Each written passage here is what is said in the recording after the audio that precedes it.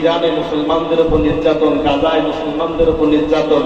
এই নির্যাতনের পিছনে একটাই কারণ, আমরা মুসলমান এক হইতে পারি নাই। তামাম পৃথিবীর স্বাধীনতা 54 বছরে মুসলমান জিনার বিচার পায় নাই, মদের বিচার পায় নাই, সুদের বিচার, ঘুষের বিচার, একটা বিচার ও চুরির বিচার পাইছে। গরিব ঘরের মেয়ে ধর্ষিত হলে 10, 15, 20 হাজারে মাপ পায় দর্শকরা। আর যদি ধনী পরিবার হয়, নেতা হয়, তার বিচার মোটেও নাই। 54 বছর ইতিহাসে দেখছি, 54 বছর না, কিয়ামত পর্যন্ত অপেক্ষা করবেন।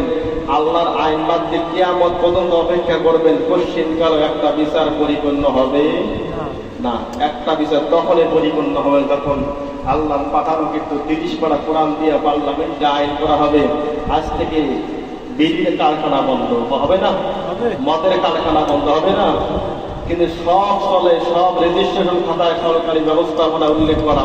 আর এদিকে ধূমপান স্বাস্থ্যের জন্য ক্ষতিকর। আর মাসে মাসে আমাদেরকে একটা করে চিঠি দেয় ইসলামী ফাউন্ডেশন থেকে, গতকালও দিচ্ছি একটা চিঠি দেয়, যেহেতু মাদক দ্রব্যের বিরুদ্ধে ওয়াজ করবেন, তামাকের বিরুদ্ধে ওয়াজ করবেন, সব ওয়াজ আমাদের মাধ্যমে করায়, কিন্তু পিছনে ওরা সব বিক্রি করে খায়। আছে কি নেই?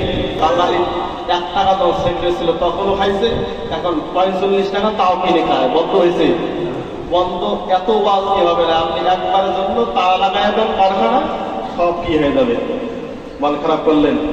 মদের আঠায় মদের কারখানা একবার তালা লাগান, যুবসন মদ ছেড়ে দিন। গাঞ্জা ফ্যাক্টরি যেগুলো পাচার হয়ে যায় এগুলো বন্ধ করেন, সমাজে গাঞ্জা করে থাকবে না।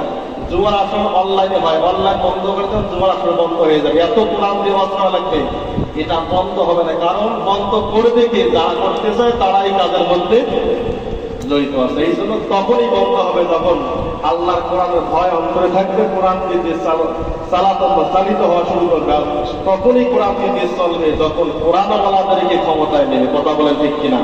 আর কোরআনওয়ালাদেরকে ক্ষমতায় দিবেন না, ভোটের সময় ইসলাম বিরোধী তাগুতকে অনুসরণ করে ছিনতে মারবে, আল্লাহকে দোয়া, আল্লাহ আমার সন্তান তো গাঁজায় গাঞ্জায় লিপ্ত হয়ে গেল, মদে লিপ্ত হয়ে গেল, আল্লাহ অনলাইন জুয়ার মধ্যে ফকি হয়ে গেল, আল্লাহ বাঁচান। আল্লাহ বলে বাঁচাবো কেমন? তোমার ছিনতে তুমি এদের পক্ষে মারছিলে, কিন্তু সেদিন পক্ষে না দিয়ে বিপক্ষে মারতে, ইসলামের পক্ষে, একদিন বাংলাদেশকে সোনার দেশ হয়ে যেত। সেদিন আর দোয়া করা লাগতো না, এমনিতে এক সিলেই দোয়া পাশ হয়ে যেত। জোরে বলেন সুবহানাল্লাহ। আল্লাহ আমাদের সবাইকে ইসলাম বোঝার ও আমল করার, আর দিনের ব্যাপারে আমাদেরকে পার্থক্য না করে, ফারেক না করে, বিভক্তি না হ্যাঁ, আমরা যখন একে কাতারে একে মসজিদে আমরা সবাই কাতার বলতে হ্যাঁ নামাজ পড়ি, কাঁধে কাঁধ মিলিয়ে আমরা সামনের জিন্দিগি কাঁধে কাঁধ মিলিয়ে সমাজে থাকতে চাই, বাঁচতে চাই, আমাদের অধিকার ফিরে পাইতে চাই। আল্লাহ সকলকে এই তামান্না কবুল করার তৌফিক দান